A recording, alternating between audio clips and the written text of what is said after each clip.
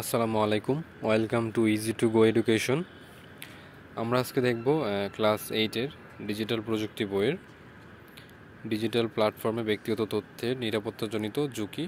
তোমাদের দ্বিতীয় যে অভিজ্ঞতাটা আছে ওইটা। তো আমি হচ্ছি Akram Khan, department of finance, Dhaka বিশ্ববিদ্যালয়ে অধ্যয়নরত। তো এই পর্যায়ে আমরা দেখব যে তোমাদের ক্লাস 8-এর যে শিক্ষণ অভিজ্ঞতা 2 বা চ্যাপ্টার 2 বলতে পারো। এটাতে তোমাদের যেটা বলতেছে যে ডিজিটাল প্ল্যাটফর্মে ব্যক্তিগত তথ্যে নিরাপত্তাজনিত যে ঝুঁকি। এখানে বলা হচ্ছে ডিজিটাল প্ল্যাটফর্ম হইতে পারে এটা ফেসবুক, টুইটার, ইনস্টাগ্রাম, হোয়াটসঅ্যাপ, যেটাই হোক, ওই প্ল্যাটফর্মে তোমার কিছু ব্যক্তিগত প্রোফাইল থাকে বা ব্যক্তিগত তথ্য থাকে। ওই তথ্যের যে নিরাপত্তা হতে পারে, তোমার তথ্য চুরি হয়ে যেতে পারে, বা নিরাপত্তাজনিত যে ঝুঁকি, মানুষ নিয়ে এটাকে ভিন্নভাবে প্রকাশ করতে পারে। এগুলো হয়তো তোমরা হার হামেশা দেখতে পাও যে বিভিন্ন অনলাইন এগুলোতে এগুলো করতে দেখা যায়। তো তোমরা ওইখানে এগুলো দেখতে পারো।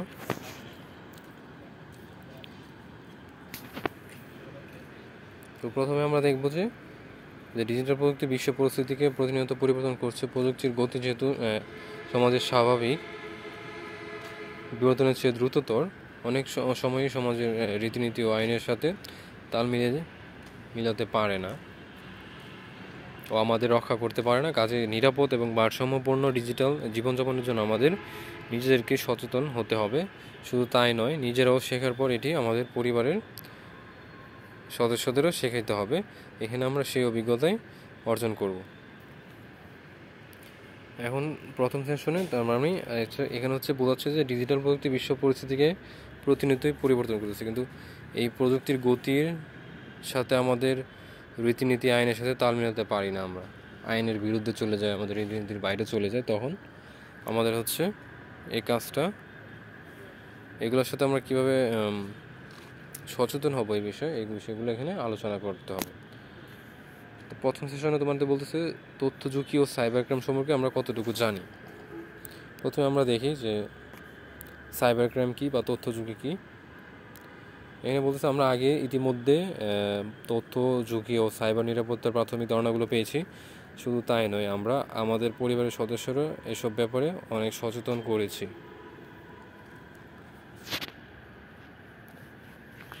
তার মানে এখানে বলতেছে যে আমরা বিভিন্ন ধরনের তথ্যের আমরা আগে থেকে বিভিন্ন শ্রেণীতে হচ্ছে বলতেছে যে তোমাদের যে সাইবার নিরাপত্তা হয়তো এগুলো সম্পর্কে তোমরা প্রাথমিক ধারণা পাইছো। শুধু তাই নয়, আমরা আমাদের পরিবারের সদস্যরা এসব ব্যাপারে অনেক সচেতন করেছি। এই পর্যায়ে আমরা ধারণাগুলো আরেকটু গভীরভাবে যাব। তো সাইবার দেখবো অনেকের কি হয়, ফেসবুক অ্যাকাউন্ট দেখবো হ্যাক হয়ে যায়, এগুলো হচ্ছে সাইবার ক্রাইম।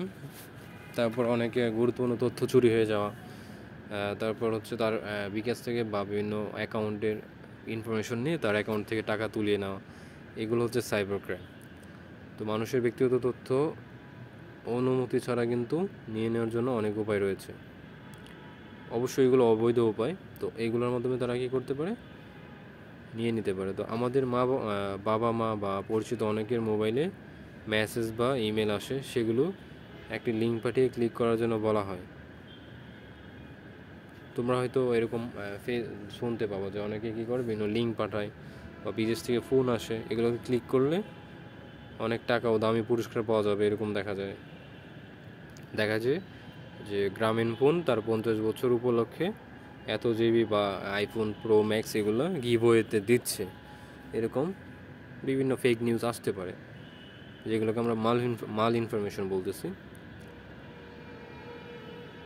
তখন এই ঘটনাকে আসলে কি বলে, এই ক্লিক করলে কী হবে, অনেক টাকা বা দামি পুরস্কার পাওয়া যাবে, এই ধরনের ঘটনাকে আমরা বলতেছি ফিশিংয়ের একটা উদাহরণ হলো, ধরো তোমার হোয়াটসঅ্যাপে একটা লিঙ্ক আসলো যে এখানে ক্লিক করলে যে একটা কোম্পানির এত বছর উপলক্ষে তা কী করতেছে, সে যে এতজন বন্ধুকে মেনশন দিলে, তুমি 10 জন বন্ধুকে মেনশন দিলে তুমি কী পাবা, একটা গিভওয়ের জন্য তুমি উপযুক্ত হবা, তারপর তোমাকে লটারির মাধ্যমে দেওয়া হবে।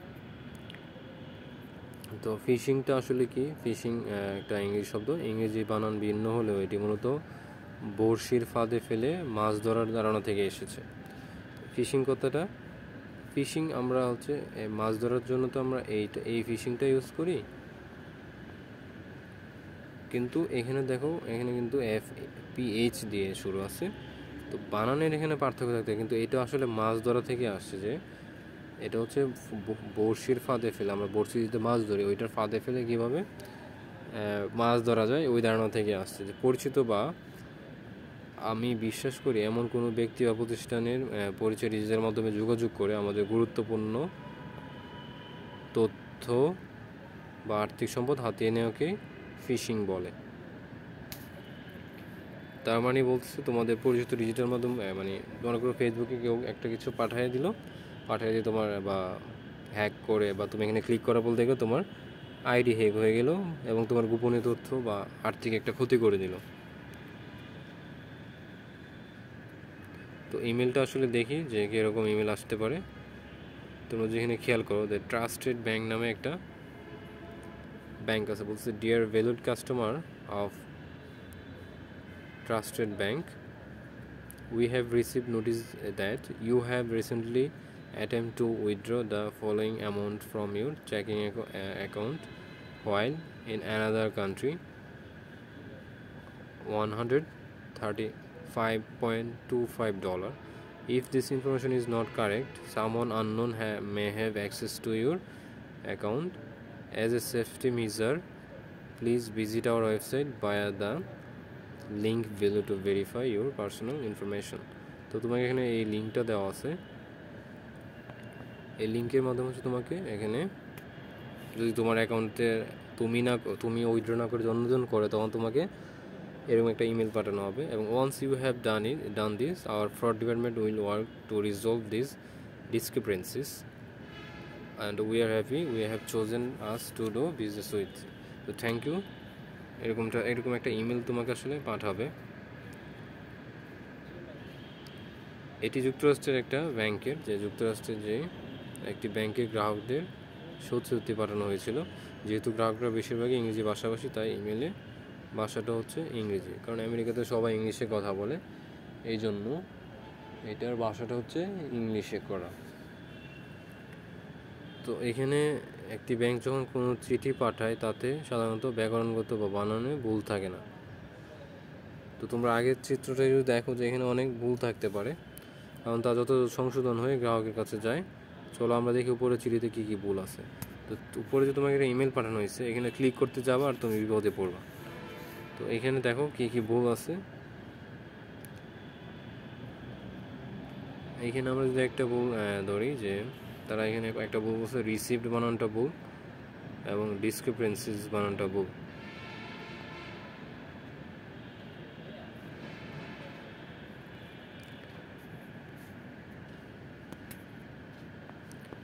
তোমরা খেয়াল করছো কিনা যে এখানে হচ্ছে দেখো যে এইখানে আমাদের রিসিভড বানানটা ভুল। রিসিভড বানানটা হবে হচ্ছে RECEIVE, রিসিভড, বাট এখানে ওরা হচ্ছে RECI দিয়ে দিছে, যে এটা এখানে ভুল। আর এখানে হচ্ছে ডিসক্রিপেন্সিস বানানটা ভুল, এখানে হচ্ছে তার এই যে ডিসক্রিপেন্সিস বানানটা ভুল। তো এরকম আসলে যদি এটা কোনো ব্যাংকের বা কোনো প্রতিষ্ঠান থেকে আসে, তাহলে কিন্তু এরকম ভুল থাকবে না। তো এখানে দেখো আমরা এই ভুলগুলো পাচ্ছিলাম, যে রিসিভড এবং ডিসক্রিপেন্সিস বানানটা হচ্ছে ভুল। তো ফিশিং বার্তা শুধু ইমেলে নয়, মুঠোফোনও আসতে পারে। পরের পৃষ্ঠার বার্তাটি খেয়াল করি, কিন্তু এটিও সত্যি কিছু মানুষকে পাঠানো হয়েছিল। শুধু ইমেলে আসবে এরকম না, অন্যভাবে আসতে পারে। যেমন দেখো এখানে মোবাইল ফোনে আসে, যে প্রিয় শিক্ষার্থী, করোনা ভাইরাস কোভিড-19 কারণে তোমাদের উপবৃত্তির 4,200 টাকা দেওয়া হচ্ছে। টাকা গ্রহণের জন্য নিম্নোক্ত শিক্ষা বোর্ডের নম্বরে যোগাযোগ করো। এই নম্বরে একটা তাদের নাম্বার দিয়ে দেয়, এবং যোগাযোগের সময় সকাল 9টা থেকে রাত 7টা। এরকম একটা মেসেজ তোমাদের মোবাইলেও পাঠাইতে পারে, এবং এটা সত্যি পাঠানো হয়েছিল। এরকম প্রতারণার ফাঁদ, অনেকে এগুলোর ফাঁদে পড়েছে। তো আমাদের কাছে যদি এরকম কোনো বার্তা আসে, তাহলে কী করতে হবে, এটি আসল না নকল বুঝবো কী করে? প্রথমে আমরা আমাদের শ্রেণীকক্ষের পরামর্শ নিব। যদি তিনি বলেন এই সময়ে এই ধরনের খুদে বার্তা আসার কথা, তাহলে আমাদের এই বার্তাকে গুরুত্বের সাথে নিয়ে যাচাইয়ের পরের ধাপে যাব। যদি তিনি বলেন যে ওই সময় এরকম বার্তা আসার কথা না, তাহলে আমরা মোটামুটি নিশ্চিত যে এটা একটা প্রতারণা। তোমার টিচারকে বলবো যে আসলে যে সরকার থেকে বা শিক্ষা বোর্ড থেকে কোনো কোভিড-19-এর জন্য কোনো শিক্ষাবৃত্তি দিচ্ছে কিনা, এটা তোমার শিক্ষকরা তো অবশ্যই জানবে, যেহেতু তোমাদের শিক্ষক বা তোমার শিক্ষা প্রতিষ্ঠান শিক্ষক যদি না জানে তাহলে আর কি জানবে। তো শিক্ষককে সেটা তুমি জানাইতে পারো। তারপর হচ্ছে শিক্ষক যদি না বলে তাহলে তো এটা প্রতারণা। এরপর চিন্তা করে আমাদের কোনো রকম উপবৃত্তি পাওয়ার সম্ভাবনা আছে কিনা। ধরা যাক এই সময় আমার কোনো উপবৃত্তি পাওয়ার সম্ভাবনা নেই, সেক্ষেত্রে হতে পারে আরেকজনের জন্য পাত্রটা ভুল করে আমাদের কাছে চলে আসছে। কাজে অপ্রাসঙ্গিক বিদায় আমরা এটি ফেলে দিব বা ডিলিট করে দিব। তারপরে আমরা যদি দেখি, ধরি আমরা এমন শ্রেণীতে পড়ি যেখানে উপবৃত্তি দেওয়া হয়, তাহলে প্রথমে দেখতে হবে যে ফোন নম্বর থেকে বার্তাটি এসেছে, যে ফোন নম্বর থেকে আসছে, ওই ফোন নম্বর যোগাযোগ করতে বলা হয়েছে সেটি আসল না নকল। তো এই বার্তায় দেখি একটি নম্বর যোগাযোগ করতে বলা হয়েছে। আমরা যে শিক্ষা বোর্ডের অধীনে এটি কিন্তু কি তাদের নম্বর, মানে এই শিক্ষা বোর্ডের অধীনে কি এই নম্বরটা, সেটি বা জানবো কী করে? খুব সহজ, আমরা প্রথমে ইন্টারনেট ব্যবহার করে ওই বোর্ডের ওয়েবসাইটে যাব। আমাদের বোর্ডের ওয়েবসাইটে গিয়ে দেখবো যে আসলেই ওই ওয়েবসাইটে রিলেটেড কোনো নাম্বার কিনা। ধরি তুমি হচ্ছে চট্টগ্রাম বোর্ডের শিক্ষার্থী, তো ওই শিক্ষা বোর্ডের ওয়েবসাইটে যাবা ইন্টারনেটে ব্যবহার করে, এইটা সার্চ দিলে তোমার এই ডোমেনটা সার্চ দিলে চলে আসবে। কারণ আমরা আগের সেশনও বা অনুস্থিতি কীভাবে ওয়েবসাইটে যেতে হয় সেখানে গেলে তুমি গুগল সার্চে গিয়ে এগুলো শিক্ষা বোর্ডে যেতে পারো, যেটা শিক্ষা বোর্ডের। এখানে দেখো এই যে এখানে হচ্ছে তোমাদের চট্টগ্রাম শিক্ষা বোর্ডের ওয়েবসাইটে দেওয়া আছে, এখানে নাম্বারগুলো দেওয়া থাকে। তো ওই সাইটে যোগাযোগ নম্বর পাবো কোথায়? পেজটি ভালো করে খেয়াল করে দেখবা যে এক জায়গায় যোগাযোগ কথাটি আছে, সেখানে গোল দাগ দিয়ে চিহ্নিত করি।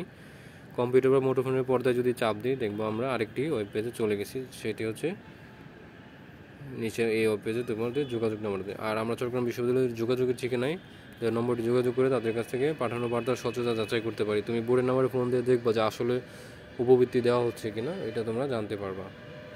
আর অপরিচিত নাম্বার আসা ফিশিংয়ের চেষ্টা থেকে নিজেকে নিরাপদ রাখতে আমরা নিজের মাইন্ড ম্যাপটি পূরণ করব।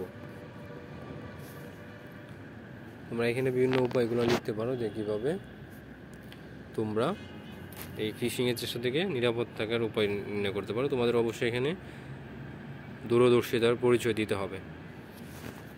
আমরা সেশন 2টা দেখব। আমরা আমার পরিবারের মুঠোফোন কতটা নিরাপদ, এটা নিয়ে আমরা একটা সেশন 2টা দেখব। তো আমরা এখানে দেখব যে আমাদের পরিবারে যে মুঠোফোন আছে এটা আসলে কতটা নিরাপদ, এটা এখানে দেখা হবে। যে বাংলাদেশে মুঠোফোনের গ্রাহক সংখ্যা আমাদের মোট জনসংখ্যারও বেশি। এর অর্থ হচ্ছে বয়স বা অন্য কোনো কারণে যদি আমরা এখনও মুঠোফোন না পাই, আমাদের আশেপাশে অনেকের বা পরিবারের অনেক সদস্য এই মুহূর্তে মুঠোফোন ব্যবহার করছে। তাও অনেকের একই সাথে একাধিক নম্বর রয়েছে। আমরাও হয়তো কিছুদিনের মধ্যে এর মধ্যে এটি ব্যবহারের সুযোগ পাব। কাজে এখন থেকে মুঠোফোনের নিরাপদ ব্যবহার নিয়ে আমাদের সচেতন হওয়া দরকার। তো একটি আধুনিক বা স্মার্ট মুঠোফোনে, যদি স্মার্টফোন নামেও পরিচিত, দেখতে নিচের মতো, নিচে যে ছবিটা দেওয়া আছে তোমরা দেখতে পাচ্ছ, এর গঠন, কার্যকারিতা, যন্ত্রাংশ ইত্যাদি দ্রুত পরিবর্তন হচ্ছে।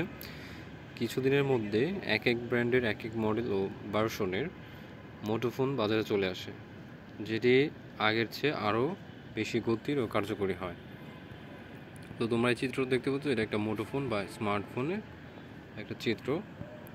অসৎ উদ্দেশ্যে আমাদের মুঠোফোন যখন কেউ দখল করে নেয়, তখন বিভিন্ন সফটওয়্যারের মাধ্যমে আমাদের অ্যাকাউন্টে প্রবেশ করে এবং এমনকি সফটওয়্যার দ্বারা নিয়ন্ত্রিত গুরুত্বপূর্ণ যন্ত্রাংশগুলোরও নিয়ন্ত্রণ তাদের হাতে চলে যায়। আমাদের অ্যাকাউন্ট ব্যবহার করে তারা বিভিন্ন জনকে বিভ্রান্তিমূলক বার্তা পাঠাতে থাকে, কখনো কখনো আমাদের নাম নিয়ে বিভিন্ন জনের কাছে বিভিন্ন কিছু দাবি করে বা আর্থিক সহায়তা চায়। তাছাড়া আমাদের জন্য অপমানজনক বা কোনো নাশকতাজনক কাজে দায়ী হতে পারি, এরকম কার্যকলাপও তারা করতে পারে। তো আমাদের মুঠোফোন বা ডিভাইসে থাকা এই জিনিসগুলো কিন্তু এরকম হইতে পারে। তো পরিবেশটা আমরা দেখব মুঠোফোনে কীভাবে। আমরা এর পরের বিষয়ে দেখব যে মুঠোফোনে 4টি বহুল ব্যবহৃত সফটওয়্যার বা অ্যাপের ছবি দেখতে পাচ্ছি। প্রত্যেকটি ছবির নিচের খালি জায়গায় আমরা লিখবো এবং সফটওয়্যারের ব্যবহার ক্ষেত্রে অসতর্কতা কী ধরনের ঝুঁকি তৈরি করতে পারবে সেগুলো লিখব।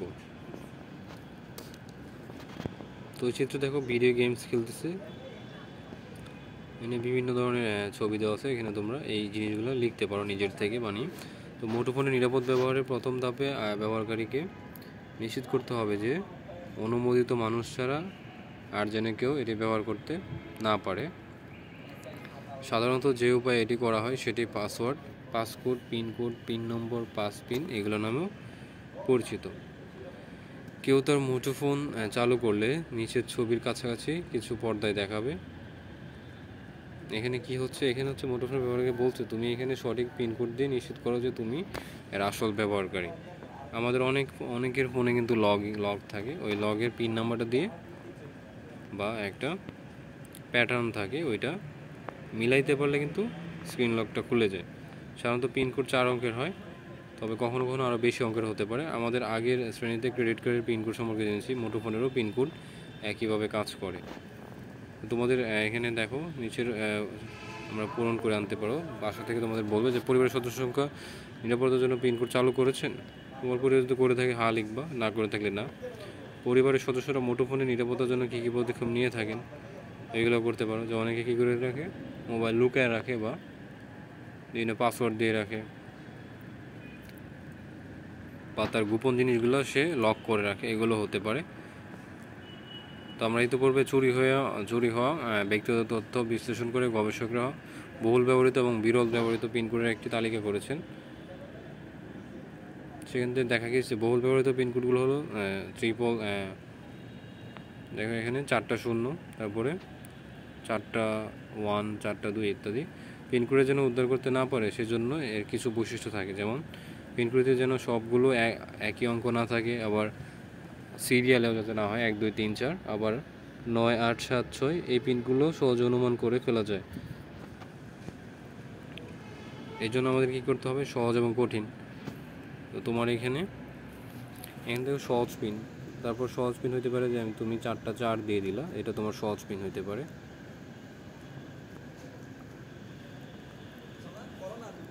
কঠিন হইতে পারে তুমি একটু করে দিলা যে 6 1 7 9, এগুলো হলে কী হবে, এগুলো আসলে অনুমান করা কিছুটা কঠিন।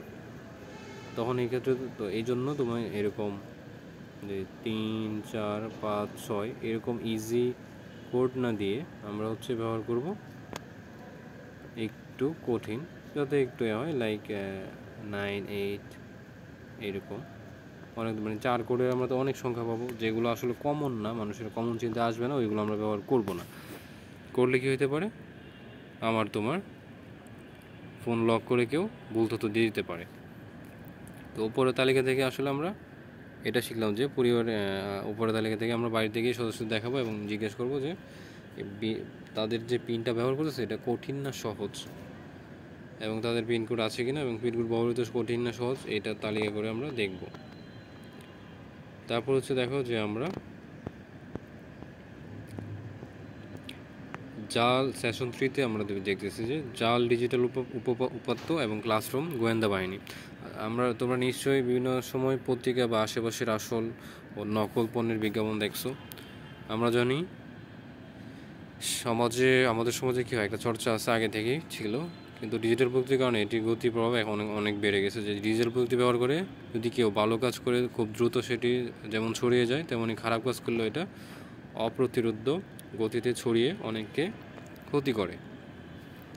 তো ডিজিটাল উপপাদ্যের অধিকৃত ম্যাটার ডেটা বোঝা এই ধরনের কারণে খুবই গুরুত্বপূর্ণ। ধরি আমাদের কাছে একজন কোনো ঘটনার একটি ছবি মুঠোফোনে পাঠিয়ে বললো ঘটনাটি এইমাত্র ঘটেছে। তোমার কাছে কেউ মুঠোফোনে একটা ছবি পাঠিয়ে বলতে পারে যে এই ঘটনাটা এইমাত্র ঘটছে। এখন আমরা কীভাবে বুঝবো যে মানুষটি পুরনো কোনো ছবির আজকালের ছবি বলে চালিয়ে দেওয়া হচ্ছে কিনা, অথবা এক জায়গার ছবি আরেক জায়গায় বলে চালিয়ে দেওয়া হচ্ছে কিনা, এটা তোমরা কীভাবে বুঝবা? তো অধিতথ্য বা মেটা ডেটা হলো তথ্যের, দেখো অধি ডেটা বা মেটা তথ্যের সম্পর্কিত আরও তথ্য। যেমন একটি বইয়ের অধ্যায়গুলোকে আমরা তথ্য হিসাবে কল্পনা করি, তাহলে রেফারেন্স বা মূল উৎস থেকে আমরা আরও তথ্য যাচাই করা হলো তো অধিকত্ব। যেমন পিনকোডের বিষয়ে আগের সেশনে তথ্যসূত্র ডেটা জেনেটিক্স লিখে পড়েছিলাম, তা ছিল অধিতত্ত্ব পাওয়ার একটা উৎস। তো আমরা সেই ছবি অধিতত্ত্ব বা ম্যাটাডেটা, অধিতত্ত্বের আরেক নাম হচ্ছে ম্যাটাডেটা পড়তে পারি, তাহলে আসল তথ্যটি পাওয়া সম্ভব। চলো সেটা কীভাবে পড়বো এটা দেখানো হচ্ছে। যেমন এই ছবিটাতে খেয়াল করো, এই ম্যাটাডেটা বের করার একটা নির্বাচিত একটা ছবি। এই ছবির মাউসের উপর রাইট বাটন ক্লিক করলে নিচে মেনুটি আসবে। ছবির রাইট বাটন ক্লিক করে এরকম এই জিনিসগুলো আসবে। তো তোমাকে দেখবে এখানে একটা প্রপার্টিস লেখা আছে, এই অপশনগুলো চলে আসবে। এখান থেকে দেখো একটা অপশন হচ্ছে প্রপার্টিস, এখানে তোমাকে ক্লিক করতে হবে। এখন কি করতে হবে, তুমি এখন ওই প্রপার্টিস লেখা অপশনে ক্লিক করবা। ক্লিক করলে তোমার আসলে ওই জিনিসগুলো এখানে চলে আসবে। এখানে অনেকগুলো অপশন দেখাবে, এখানে স্পষ্ট দেখাচ্ছে না, তোমার বইতে অবশ্যই দেখতে পারো। প্রপার্টিসে ক্লিক করার পর যেগুলো দেখা যাবে এটা হচ্ছে এইটা। এখানে বিভিন্ন তথ্য দেওয়া থাকবে যে কখন আপলোড করা হয়েছে, কি করা হয়েছে, এবং এটা কবে ছবিটা তোলা হয়েছে, কবে কি করা হয়েছে, এটা লোকেশন কোথায়, ডেট, কখন ছবিটা তোলা হয়েছিল, এগুলো সবই এখানে দেওয়া আছে। এখন চিন্তা করে দেখো, যদি কেউ এই ছবি দেখিয়ে বলে যে এটি 2000 সালের ছবি, এরূপ তথ্যের ভিত্তিতে কি তার সত্যতা যাচাই সম্ভব? নিচের এই উত্তরটি সম্পর্কে যুক্তি দিতে পারো, যে হ্যাঁ নাকি না, তুমি দুই দিকে যুক্তি দিতে পারো। তারপর আমরা দেখব যে ডিটেল মেনুতে গেলে পাশাপাশি আরও কিছু তথ্য আমরা জানতে পারি, সেগুলো নিচে দেওয়া হলো। যে এখানে দেওয়া আছে যে ডিটেলে গেলে আমরা আরও কিছু জানতে পারবো। ডিটেল মেনুতে গেলে যা দেখা যাবে, আবার যদি ছবিটি তোলার সময় কোথাও তোলা হয়েছে সেই তথ্যের সংরক্ষণ অনুমতি থাকে, তাহলে আমরা পরবর্তী ছবির অধিতত্ত্ব বিশ্লেষণের সময় দেখা যাবে তা একটি নিচে দেওয়া হলো একটা উদাহরণ দেখো। যেমন ডিটেল ইনফোতে গেলে কি হয়, এটার লোকেশনটা দেখো দেওয়া আছে ল্যাঙ্গিটিউড বা ম্যাগনিটিউড আকারে, এবং এটা কোথায় আছে এইচডি পথ। তারপর এটার সম্পর্কে তথ্য যে এটা হচ্ছে 4000 থেকে 3000 মেগাপিক্সেল এবং 1.96 MB মেগাবাইট, এবং এটার ডেটটাও দেওয়া আছে এবং সময়টাও এখানে দেওয়া আছে। তো এইভাবে আসলে ডিটেলসে গিয়েও দেখা ছবি সম্পর্কে অতিরিক্ত বা অধিতত্ত্ব বা ম্যাটাডেটা পাওয়া যায়। কাজে যদি কেউ আমাদের ছবি দেখে বলে এটি টেকনাফের ছবি, আর আমরা যদি বলি অধিতত্ত্বে গিয়ে দেখি এটা তেঁতুলিয়া তথ্য দেওয়া আছে, তাহলে বুঝতে পারবো যে কথাটা হচ্ছে কি মিথ্যা। তো উপরের ছবিতে অধিতত্ত্ব বা মুঠোফোন থেকে নেওয়া, অর্থাৎ মুঠোফোনে এই অধিতত্ত্ব দেখা যায়। এখন আমরা আমাদের শিক্ষকের সাহায্য নিয়ে একটু গোয়েন্দাগিরি করব, যে আমাদের কেউ একজন এখানে একটা দুষ্ট চরিত্রের অভিনয় করতে হবে। তোমরা এটা ক্লাসরুমে করতে পারো, যে দুষ্ট চরিত্র অভিনয় করে সে একটি ছবি দেখে কত তারিখ কোন ক্যামেরা দিয়ে এবং কোন জায়গা থেকে তোলা হয়েছে তা নিয়ে কিছু দাবি করবে। আমরা অধিতত্ত্ব বিশ্লেষণ করে নিচের গড়ে বলবো কোন দাবিটি সত্য বা মিথ্যা। কে একজন দাবি করবে, তোমরা এই দাবিটি এখানে একজন দাবি করবে যে আমি এই ছবিটি হচ্ছে, মনে করো এই ছবি তোমার এলাকা যদি কিশোরগঞ্জে হয়, যে এই ছবিটা হচ্ছে কিশোরগঞ্জের একটা ছবি, তখন তুমি এটা আসলে সার্চ দিয়ে দেখবা, বা এটা থেকে ডিটেলসে গিয়ে বা আপনি প্রপার্টিসে গিয়ে দেখবা আসলে এটা কোন জায়গায় তোলা, ওইখানে তথ্যটা জানতে পারো। যদি সত্য হয় তাহলে সত্যতে ক্লিক করবা, আর যদি মিথ্যা হয় তাহলে মিথ্যাতে ক্লিক করবা। এরকম ওই যে অভিনয় করবে তাকে এরকম 3টা দাবি নিয়ে কথা বলতে হবে। সত্য হলে সত্য লিখবা, মিথ্যা হলে মিথ্যা। তো এইভাবে করতে পারো। দেন আমরা দেখব, এখন আমরা পরিবারের সদস্যদের জন্য অধিতত্ত্ব ব্যবহার করে কিভাবে জাল ছবি ধরে ফেলতে হয় তার উপর একটি ছোট দেওয়ালিকা বানাবো, যেটি রান্নার ঘর বা খাওয়ার ঘরে সবাই দেখতে পায়, এরকম জায়গায় ঝোলানো যাবে। দেওয়ালিকার গল্প আমরাই ঠিক করব। সেখানে একটি উদাহরণ হতে পারে যে আমাদের পরিবারের একজন সদস্যের মুঠোফোনে একটি ছবি এসেছে, যাতে বলা আছে এলাকার কোনো একটি জায়গায় একটি দুর্ঘটনা ঘটেছে। এখন প্রথম, দ্বিতীয় এবং তৃতীয় শেষ ধাপে আমরা এর অধিতত্ত্ব যাচাই করব, সেটি দেখাবো। সাথে যদি মানুষের সচেতন করার জন্য একটি ছড়া বা স্লোগান দিতে পারি তাহলে আরও ভালো। তো খসড়ার জন্য আমরা নিচের ঘরটি ব্যবহার করতে পারি। তো এইটা আসলে এইভাবে তোমরা ব্যবহার করতে পারো। তারপরে আমরা যাব হচ্ছে তো আমরা এখন সেশন 4টা দেখব, যে সামাজিক যোগাযোগ মাধ্যমের অতন্দ্র প্রহরী দল। এটা দ্বারা কি বোঝাচ্ছে? সামাজিক যোগাযোগ মাধ্যমে আমাদের অতন্ত্র মানে হচ্ছে যে ঘুমায় না, এরকম প্রহরী দল কীভাবে হওয়া যায়। আমরা এর আগের শ্রেণীগুলোতে ডিজিটাল যোগাযোগের বিভিন্ন মাধ্যমে সাথে পরিচিত হয়েছি। একবিংশ শতাব্দীতে যে ডিজিটাল যোগাযোগ মাধ্যমটি সবচেয়ে বেশি আলোড়ন সৃষ্টি করেছে এটি হলো যোগাযোগ মাধ্যমে বা সোশ্যাল মিডিয়া। আমরা নিশ্চয়ই অনেকে বিভিন্ন ডিজিটাল বা যোগাযোগ মাধ্যমের সাথে পরিচিত, তাই না? মানে ফেসবুক আছে, ইনস্টাগ্রাম আছে, ইউটিউব আছে, এগুলোর সাথে আমরা পরিচিত। চলো প্রথমে আমরা পরিচিত কয়েকটা ডিজিটাল সামাজিক যোগাযোগের মাধ্যমের নাম লিখি এবং সেগুলোর মাধ্যমে ব্যবহার করে আমরা কী কী কাজ করতে পারি তা লিখি। তুমি যদি ফেসবুকের সাথে পরিচিত হও, এখানে তোমরা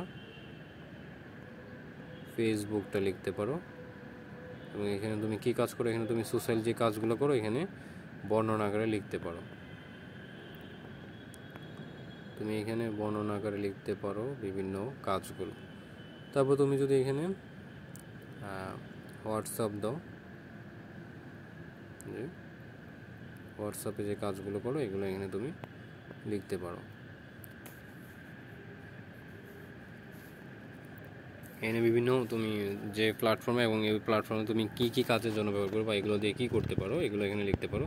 তো আমরা দেখতে পাচ্ছি যে ডিজিটাল মাধ্যমগুলো ব্যবহার করে আমরা মূলত বিভিন্ন ধরনের মানুষের সাথে যোগাযোগ করি এবং সে সাথে আরও বেশ কিছু কাজ করি। সেগুলোর পেছনে আমাদের কোনো ধরনের অর্থ ব্যয় হলেও না হলেও আমাদের দিনের অনেকগুলো সময় ব্যয় হয়ে যায়। আমরা সাধারণত আমাদের মুঠোফোনগুলোর সাহায্যে বিভিন্ন ডিজিটাল সামাজিক যোগাযোগের মাধ্যম ব্যবহার করি।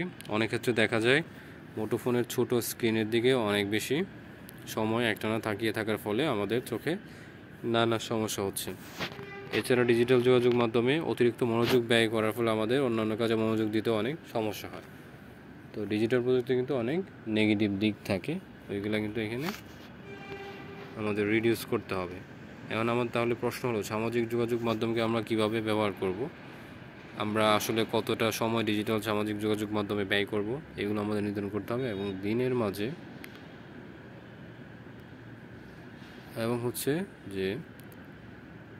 মাঝে এমন কোনো সময় কি আছে যখন আমরা এসব ডিজিটাল প্রযুক্তির মাধ্যমে ব্যবহার করব না। এই মাধ্যমগুলোর অতিরিক্ত ব্যবহার ফলে আমাদের কী ধরনের ক্ষতি হতে পারে এসব বিষয়গুলো এখানে আলোচনা করব আমরা। তো এখানে দেখো যে বক্তৃতার বিষয়, ডিজিটাল সামাজিক যোগাযোগ মাধ্যমে কত সময় ব্যয় করা উচিত, দিনের কোন সময়টাতে আমরা ডিজিটাল সামাজিক যোগাযোগ মাধ্যম ব্যবহার করব এবং ডিজিটাল সামাজিক যোগাযোগ মাধ্যমের অতি ব্যবহারের অসুবিধা, এগুলো আমরা এখানে জানব। তাহলে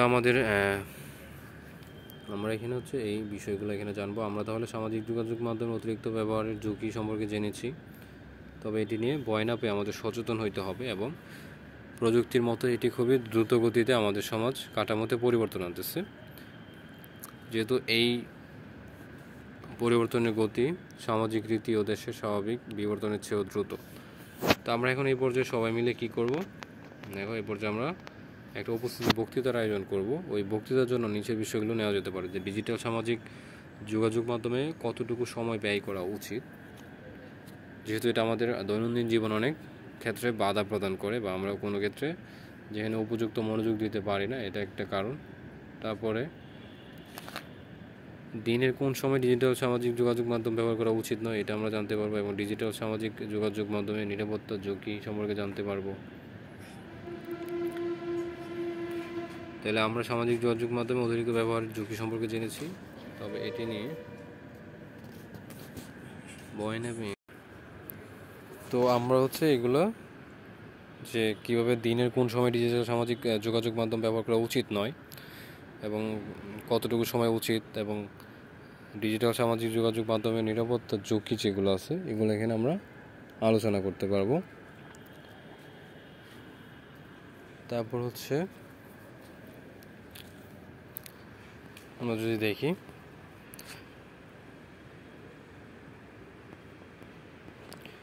একটা উদাহরণ দেওয়া আছে যে অপু স্কুলে বাসা থেকে এসে মায়ের মোবাইলটা হাতে নেয়, কিন্তু মা থাকে বারবার বলতে থাকেন কিছু খেয়ে বিশ্রাম নাও, কিন্তু কে শুনে কার কথা? সে তারপরেও মায়ের মোবাইল নিয়ে শুয়ে শুয়ে কার্টুন, সিনেমা এবং মায়ের সামাজিক যোগাযোগ মাধ্যমে গিয়ে কমেন্ট দেখা ইত্যাদি করতে করতে বিশ্রামের সময়টা পার হয়ে যায়। তো মা থাকে অনেক বোঝানোর পরও সে কথা শোনে না, বরং মায়ের সাথে মেজাজ খারাপ করে। তারা স্কুলে এসে ক্লাসে পড়ায় মনোযোগ দিতে পারে না, ফলে সবাই বিভিন্ন ধরনের গল্প মেতে উঠে থাকে। তখন সে মায়ের সামাজিক যোগাযোগ মাধ্যমে অন্যদের দেওয়া মন্তব্যগুলো নিয়ে ভাবতে থাকে। ক্লাসের বন্ধুরা মজা করে এবং কিছু বললেও সে রাগ দেখায়। তো উপরের ঘটনা থেকে আসলে বিভিন্ন আমরা সমস্যা পরিলক্ষিত হইতেছে যে কী কারণে সমস্যাগুলো হয়। এক হচ্ছে আমাদের শিক্ষার্থীদের তোমাদের বয়সে যে শিক্ষার্থীদের কিছু সামাজিক যোগাযোগ মাধ্যমে নিজের একটি অ্যাকাউন্ট থাকা উচিত। তোমাদের এই বয়সে আসলে কি একটা সামাজিক জায়গা তোমাদের তো সামাজিক একটা দরকার নাই, আসলে উচিত না। এবং মা বাবার মোবাইল ফোন নিয়ে আমরা দিনে কতটুকু সময় ব্যয় করতে পারি, কত সময়টা আসলে কতটুকু হতে পারে, এগুলো নিয়ে আলোচনা করা। তারপর হচ্ছে মা বাবার মোবাইল নিয়ে আমরা কী কী করতে পারি। আমাদের বয়সী যদি কেউ সামাজিক যোগাযোগ মাধ্যমে বেশি সময় পার করে, তাহলে তার জন্য আমাদের পরামর্শ কী হতে পারে, এগুলো আমরা এখানে এই টেবিলে পয়েন্ট আকারে লিখতে পারি। তোমাদের এই বক্সে লিখতে পারো। সেশন 5 আমাদের বলতেছে ব্যক্তিগত তথ্য নিরাপত্তার অতন্ত্র প্রহরী। এখানে আমরা আসলে সেশন 5টাকে আমরা এখানে দেখব যে ব্যক্তিগত তথ্য নিরাপত্তার অতন্ত্র প্রহরী দল কীভাবে হওয়া যায়। এনে বলছে আমরা ইতিমধ্যে তথ্য মুঠোফোনের নিরাপত্তা, জাল ডিজিটাল উপাত্ত শনাক্ত করা আর ডিজিটাল সামাজিক মাধ্যমে ভারসাম্যপূর্ণ সম্পর্ক জেনেছি, যে বিষয়টি এসব কিছুর সাথে অঙ্গাঙ্গিভাবে জড়িত হলো ব্যক্তিগত তথ্যের নিরাপত্তা। তো আমরা এখানে দেখো তোমাদের একটা ফর্ম পূরণ করতে বলতেছে।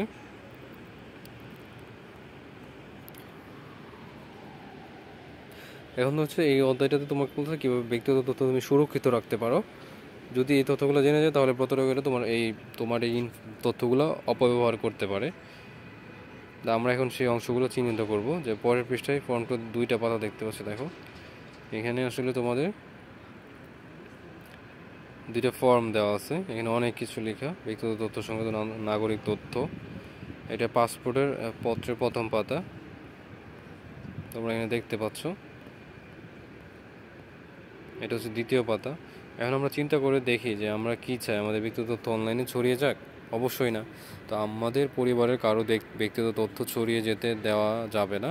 কাজে আমরা এসব ব্যাপারে খুব সচেতন থাকব। অনলাইনে এসব ফাঁস হয় কী করে? অনলাইনে আমরা যখন বিভিন্ন ওয়েবসাইট বা অ্যাপে যাই, তখন সেখানে আমাদের উপস্থিতি চিহ্ন রেখে আসি। কোথাও হয়তো লগ ইন করি, কোথাও মন্তব্য করে আসি, কোথাও হয়তো কোনো বন্ধুকে বার্তা বা ডিজিটাল উপাত্ত পাঠাই, কখনো দলে দলে এইগুলো নিয়ে কথা বলি আর কি। তো ডিজিটাল মাধ্যমে আমরা যখন যাই করি না কেন, তার হিসাব সবসময় থাকে। শুধু তাই নয়, অনেক সময় দেশের আইনে কোনো ওয়েবসাইটে বা অ্যাপে ব্যবহারকারীদের ডিজিটাল কর্মকাণ্ডের ইতিহাস সংরক্ষণ করার কথা বলা থাকে, যাতে কোনো ধরনের অঘটন ঘটলে তদন্ত করে দোষীদের চিহ্নিত করা যায়। তো ডিজিটাল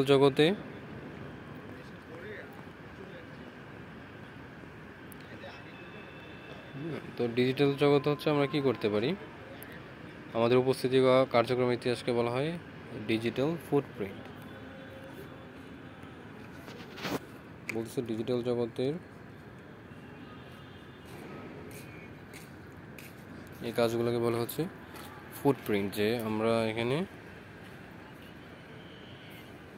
ডিজিটাল জগতে আমাদের উপস্থিতি বা কার্যক্রমের ইতিহাসকে বলা হয় ডিজিটাল ফুটপ্রিন্ট। ডিজিটাল মধ্যে আমরা এমন কিছু করবো না যেটির কারণে আমাদের বড় হয়ে ভীষণ লজ্জায় পড়ে যাবো বা থানা পুলিশ পর্যন্ত যেতে পারে, কারণ ডিজিটাল ফুটপ্রিন্ট কখনো মুছে না।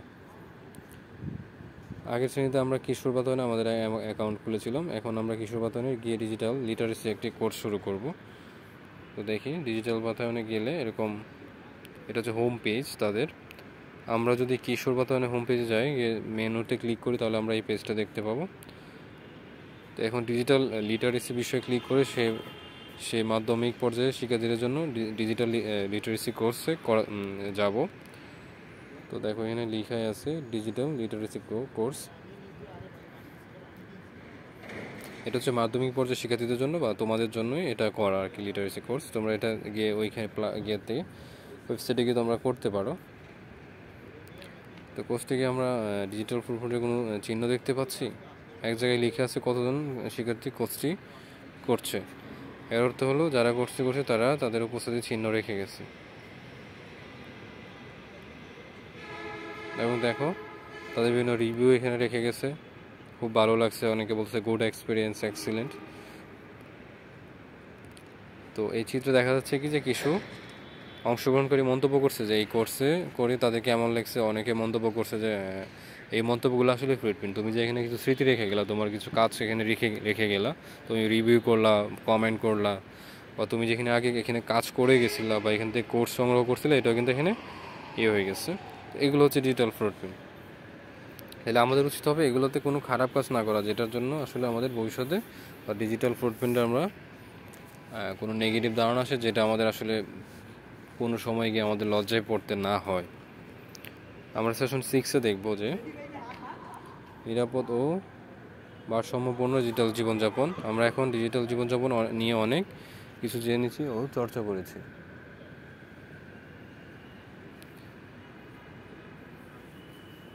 এটি একটি নাটকের পেছনে গল্প। দেখো একটা বলছে যে আমাদের বন্ধু সম্প্রতি ডিজিটাল যোগাযোগ মাধ্যমে একটি অ্যাকাউন্ট খুলছে। বেশিরভাগ সময় সে তার বন্ধু বান্ধবদের সাথে গল্পগুজব করে কাটালেও একদিন এক অপরিচিত মানুষের সাথে ডিজিটাল সামাজিক যোগাযোগ মাধ্যমে কথা বলা শুরু করে। সেই মানুষটি জানায় যে সে স্থানীয় মাধ্যমিক শিক্ষা অধিদপ্তরের একজন কর্মকর্তা। প্রথমে সে আমাদের সেই বন্ধুকে পড়ালেখা নিয়ে কিছু সাহায্য ও বন্ধুত্বপূর্ণ একটা সম্পর্ক গড়ে তোলে। তারপর একদিন সে বন্ধুকে জানায় যে একটি বিশেষ সরকারি বৃত্তি চালু হয়েছে। সে যদি বৃত্তির জন্য বিবেচিত হতে চায় তাহলে তাকে নাগরিক পরিচয়পত্র এবং জন্ম নিবন্ধনের সনদ জমা দিতে হবে। এরপর হঠাৎ করে একদিন জানা গেল তার বাবার নামে থানায় মামলা হয়েছে। মামলার কাগজে লেখা আছে তার বাবা জাতীয় পরিচয়পত্র ব্যবহার করে কেউ একজন স্থানীয় ব্যাংক থেকে ঋণ নিয়ে টাকাটা আত্মসাৎ করেছে। এ পর্যায়ে এসে কাহিনীর মোড় ঘুরে যাবে। আমরা বাকি বন্ধুরা মিলে এক গোয়েন্দা দল তৈরি করব। তোমরা একটা গোয়েন্দা দল তৈরি করবো। তারপর হচ্ছে এই তথ্যগুলো ব্যবহার করে জাল পরিচয়পত্রটি তৈরি করা হয়েছে। সবশেষে আমরা অনলাইনে পাল্টা জিডি করে তার বাবার মামলা থেকে বাদ দেওয়ার ব্যবস্থা করব। আমরা ক্লাসের সবাই এই নাটকটি লিখে আলাদা আলাদা নাটকটি লিখবো না, 3টা দল হবে। তোমরা এই দল আকারে এখানে এভাবে করতে পারো আর কি। তখন তোমরা এটা দল ভাগ করে তোমরা কী করবা, নাটক পরিচালনা করবা, কারা লিখবে, কারা অভিনয় করবে ইত্যাদি। তোমাদের দলের একটা নাম দিতে হবে, দলের এখানে নাম লিখবা, তারপর সদস্য কারা এখানে পর্যায়ে লিখে দিবা। তারপর চরিত্র কী কী থাকবে সেগুলো এই ঘরে তোমরা পূরণ করতে পারো। এই দৃশ্যে তোমরা এগুলো লিখতে পারো আর কি।